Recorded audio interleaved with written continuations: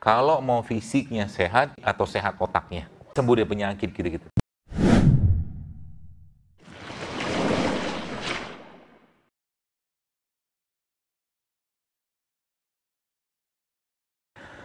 Jadi Ibu sekalian, kalau kita bicara tentang kesehatan, lagi saya sampaikan bahwa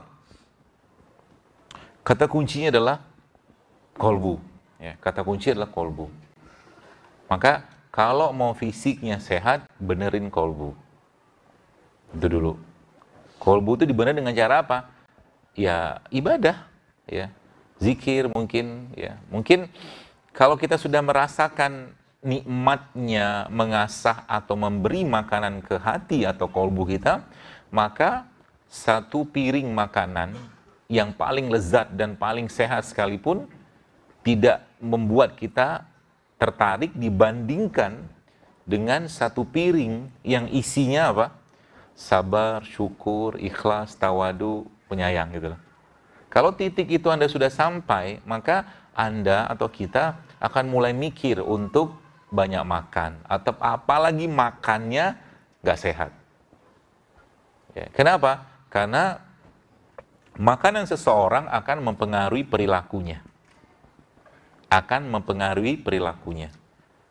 Jadi kalau ada orang yang tiap hari makannya nggak sehat, Anda sudah tahu nggak sehat, yang nggak sehat itu apa? Nggak usah saya sebutkan. Ya, sudah paham lah. Sudah gede-gede ini. Ya. Kalau sebutin lagi paling nanti bingung. Mau makan apa gitu kan nanti. Jadi makanan nggak sehat.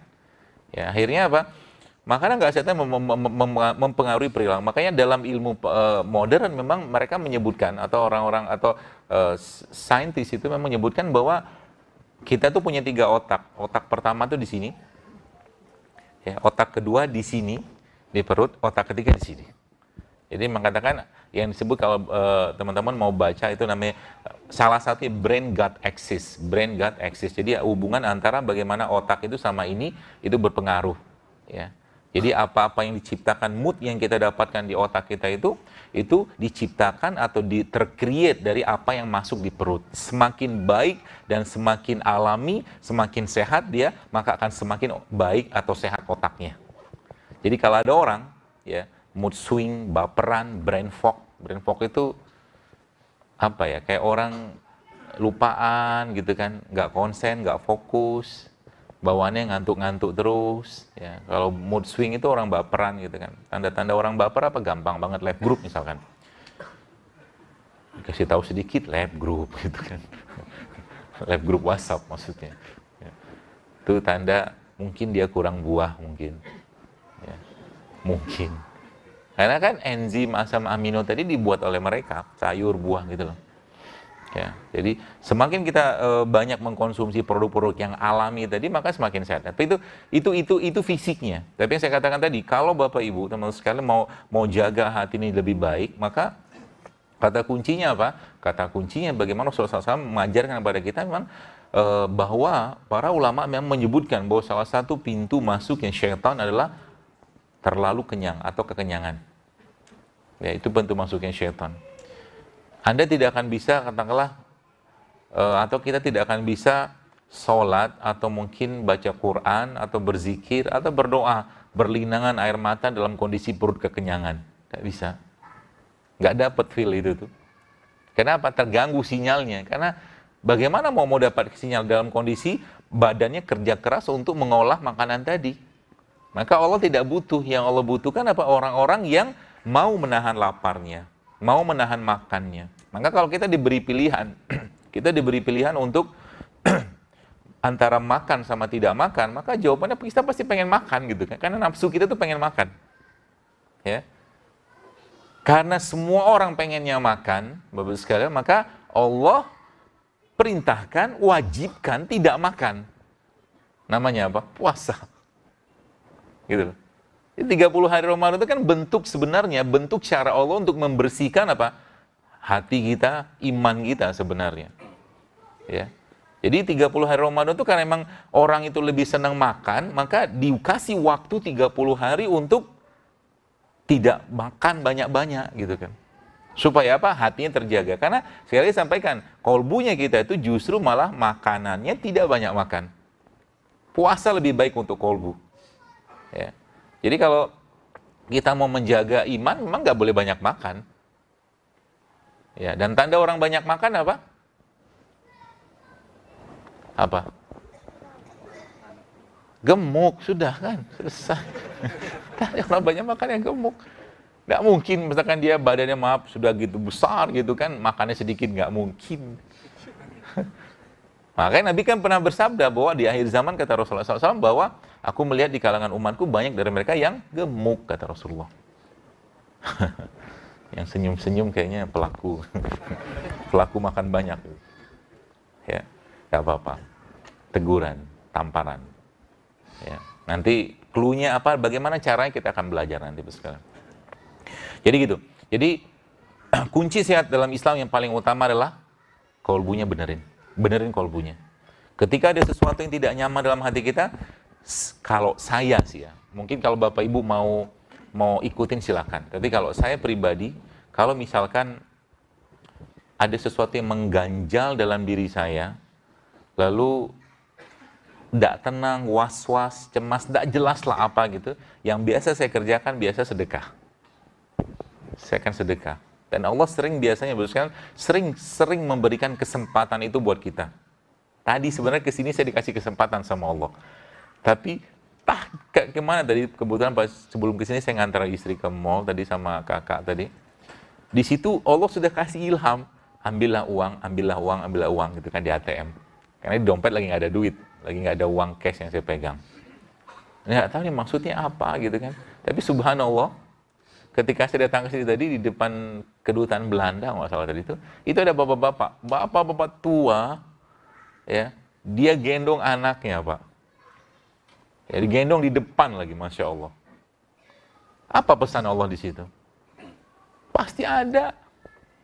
Allah mau kasih pesan sama kita untuk apa? Mungkin hatimu perlu diasah nih asahannya. Orang kayak begitu. Yang mungkin kalau Anda kasih uang 50.000 ya terima kasih, dia 10.000 terima. Tapi coba kasih 500.000 atau 1.000.000. Mungkin berlinangan air mata, dan saat dia berlinangan air mata seperti itulah, maka pintu langit terbuka untuk kita dan doa mustajab. Itu yang kita kejar tiap hari. Dan hal seperti itu banyak dalam kehidupan kita. Tiba-tiba Anda pergi dari rumah mau masuk atau mau berangkat kerja seperti ini, tiba-tiba ada aja pandangan mata atau lokasi. Dalam Islam, kalau kita sudah tahu bagaimana dahsyatnya kebaikan, kita tidak akan pernah mau kehilangan momen sekalipun untuk apa? Untuk melakukan kebaikan. Contoh gini, misalkan ini penuh, misalkan ya, tempat ini penuh. Terus Anda lihat ada tempat di depannya kosong. Di situ ada orang ngantri, mau masuk. Anda lihat. Jadi hajatnya orang yang di depan pintu itu, dia pengen datang ke kajian misalkan. Karena Anda lihat ada tempat kosong, hajatnya dia. Lalu Anda kasih dia hajat ini untuk, Pak, silakan sini Pak, duduk sini Pak. Ada tempat kosong. Ketika Anda kasih itu ke dia, maka apa kata sabda Nabi atau apa sabda Nabi SAW? Nabi bilang apa? Membantu hajat saudaraku sama muslim, kata Rasulullah, lebih aku cintai daripada iktikaf 1 bulan penuh di masjidku ini. Coba, bayangkan, ngasih tempat kayak begitu. Ngasih tempat, cuma ngasih tempat. Bayangkan 1 bulan penuh di Masjid Nabawi. Belum ribatnya, belum zikirnya, belum tilawahnya, belum sodakohnya. Hanya dengan bermodalkan ngasih tempat kayak begitu, Masya Allah Pak. Ya. Makanya saya bilang tadi kan, kalau kita udah ngerti sekarang, maka kita tidak akan pernah mau ketinggalan waktu untuk berbuat baik setiap hari. Bahkan kalau teman kita misalkan, Anda lihat apa ya, teman kita mau wudhu lagi pakai sepatu. Belum dia buka sepatu, kasih sendal sama dia. Hajatnya dia kan mau pakai sendal supaya sepatunya nggak basah kan, pahalanya besar. Ya. Lagi misalkan nih, apalagi kalau saya memang anti banget dibayarin orang kalau makan, rugi. Apalagi yang mau bayarin itu orang soleh. Saya mau bayarin dia. Kenapa? Gini, konsep kebaikan dalam Islam yang banyak orang tidak tahu adalah memberikan makan.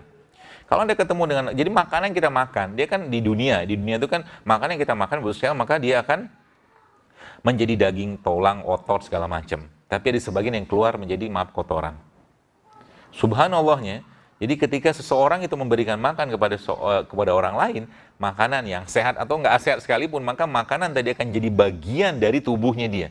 Jadi pasca makanan tadi masuk ke bagian tubuhnya, maka per waktu itu Anda sudah jadi bagian dari tubuh. Jadi ketika makanan tadi masuk dan itu jadi bagian dari badannya, maka Anda sudah dapat panen pahala dari situ. Ngasih makan loh. Sederhana kan? Maka nanti jangan mau lagi ditraktir. Kecuali mahasiswa. Ya enggak apa-apa. Hatta cuma ngasih air putih kan? Air putih doang loh, Masya Allah. Nah, itu nutrisi itu. Ya. Jadi kunci sehat dalam Islam adalah nutrisi kolbu dulu yang dibenerin. Kalau kita sudah kayak begitu, maka Anda gini loh, Anda punya uang 500.000 ya. Katakanlah uang itu bonus, bisa beli makan, bila Anda akan jauh lebih senang uang ini Anda kasih ke orang lain. Ya. Kita akan jauh lebih senang ketika uang itu kita berikan pada orang lain. Itu nutrisinya. Ya, semakin banyak kita kerjakan kayak begitu, semakin damai, bahagia hidupnya. Dan jangan khawatir, penyakit tidak akan hinggap pada orang yang emosinya baik. Penyakit tidak akan hinggap, tidak akan datang pada orang yang emosinya baik. Seorang pimpinan yang hobinya marah-marah, pastilah tidak lama usianya. Tenang aja, cepat ya. Hobi tiap hari marah aja, ngomel aja. Karena ini kalau ketemu pimpinan kayak begitu, Anda bilang apa? Bertakwalah pada Allah. Kalau berani. Kalau berani. Tidak apa-apa, doain, jangan dimusuhin. Ya. Ada orang lagi gibah Anda. Anda tahu orang yang gibah. Gibah itu kan orang membicarakan sesuatu tentang hal yang benar tentang diri Anda, yang tidak baik. Tapi Anda nggak suka dia ngomong itu di depan orang lain. Itu pahalanya besarnya luar biasa itu. Dan termasuk gibah itu dosa besar. Kalau dapat kayak begitu, sekalian kasih hadiah sama orang yang gibah tadi. Kasih makanan, kasih anggur, kasih kurma. Makasih ya, gitu kan. Panen pahala terus. Nanti kalau di yaumil hisab, Anda bisa bilang sama Allah, ya Allah, aku pengen minta apa? Aku mau pahala puasa orang ini ya Allah. Aku mau pahala hajinya ya Allah. Maka saya bahagia banget sekarang ya. Kalau ada orang yang ngomongin saya. Tinggal saya ngomong sama Allah nanti, ya Allah saya mau pahala tahajudnya dia ya Allah. Sampai orang itu bangkrut nanti, dosanya kita limpahkan sama dia. Silakan fitnah, silakan gibah. Ya, maka Islam ya, bos sekalian menganjurkan sangat untuk apa? Untuk kita menjaga hati, ya, menjaga kolbu tadi. Urusan orang lain tidak perlu kita urus, enggak usah diurus. Ya, ibu-ibu misalkan lihat temannya pakai jilbab warna ungu. Tanya macam-macam, jilbabnya bagus ya, beli di mana ya? Berapa sekilo? Berapa? Satu buah, satu pieces, macam-macam tanya. Tapi dia nggak ada juga mau beli jilbab, cuma nanya doang. Ini kan nggak ada urusan sama dia. Ya, jadi nggak usah ribet dengan urusan orang lain. Urus diri kita sendiri saja. Orang tanya apa? Jawab sederhana, cukup. Mau kemana? Ke pasar. Selesai kan? Ya, kalau saya biasa ada satu jawaban saya yang saya suka banget pakai, dan kalau sudah jawaban itu saya keluarkan, orang nggak tahu lagi mau ngomong apa. Dokter kenapa pakai baju biru? Nggak apa-apa. Nggak apa-apa. Suka-suka saya, gue nggak apa-apa. Mau dia apa?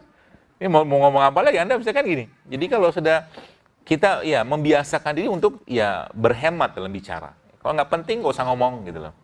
Bagi Anda yang pengen program hamil, salah satu tips hamil yang pernah saya tulis di buku saya itu adalah tidak banyak ngomong. Nabi Zakaria kan gitu. Waktu mau hamil istri beliau, ya, itu kan 3 hari beliau nggak bisa ngomong kan.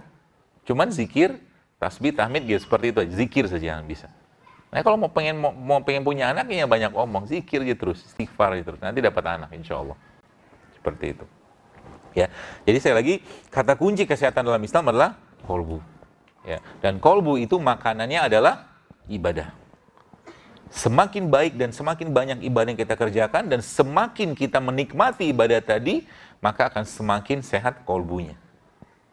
Ya, akan semakin sehat kolbunya. Raga akan mengikuti. Ya, dan penyakit tidak akan sekali lagi datang pada orang yang emosinya baik. Orang yang emosinya baik, orang yang jelas-jelas insya Allah hatinya pasti baik. Orang yang hatinya baik pasti imannya bagus. Ya, jangan khawatir. Ya. Jadi dan tools dalam Islam itu sangat banyak, Mbak Bu. Sangat banyak. Ya. Sangat banyak untuk apa? Dalam bidang kesehatan mungkin ya, atau mungkin dalam bidang apapun lah. Kita punya banyak toolsnya. Contoh. Banyak orang ketika minum air zam-zam biasanya minta sehat. Sebagian besar kan minta itu doang. Ya, apalagi minta sembuh dari penyakit gitu-gitu. Jadi kita punya sesuatu, katakanlah air Zam-Zam, kita punya sesuatu yang besar, yang luar biasa, tapi tidak kita manfaatkan, Bapak sekalian. Ya, salah satu imam mazhab itu, seingat saya, beliau ketika minum air Zam-Zam, dia mintanya apa? Ya Allah, semoga dengan air Zam-Zam yang ku minum ini, engkau menghilangkan dahagaku saat di padang mahsyar nanti. Itu udah jauh di depan gitu loh doanya tuh. Imam Syafi'i ketika minum Zam-Zam, banyak doanya. Ya, contoh misalkan beliau minta atau berdoa agar Allah mudahkan hafalan Qur'annya. Beliau minta agar beliau dijadikan ulama umat ini. Beliau minta dijadikan atau dimatikan dalam husnul khotimah. Minum Zam-Zam doang padahal coba.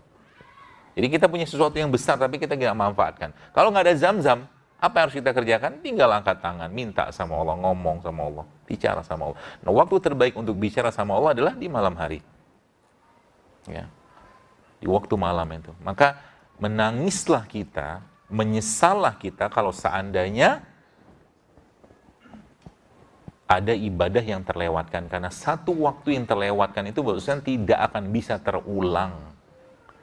Jadi kalau sekarang kita mau menyesalinya, sesalilah malam-malam yang dulu pernah kita lewati, termasuk saya juga ya, yang terlewatkan tanpa sempat kita ketemu sama Allah di malam hari. Sedangkan saat itu Tuhannya, Robnya, menjumpai atau turun ke langit bumi ini, ke langit dunia ini untuk melihat, mencari hamba-hambanya yang menengadahkan tangannya, minta ampun, dan berdoa kepadanya. Luar biasa, Bapak sekalian. Ya, itulah yang dikerjakan oleh para salafus saleh. Jadi mereka tuh, kalau kita lihat sederhana, makan sederhana, minum sederhana, ada makan, nggak ada makan ya puasa gitu loh. Jangan, nggak usah ribut urusan makanan. Ya.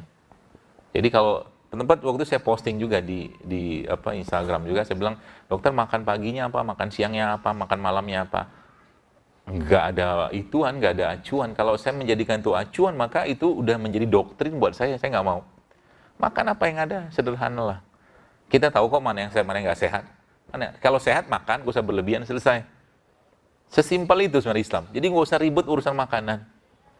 Ya, misalkan disajikan nasi padang sama disajikan gado-gado, misalkan. Kalau saya pilih gado-gado, misalkan. Ada sayurnya, nasi padang ada sayurnya, ada sayur nangka kan.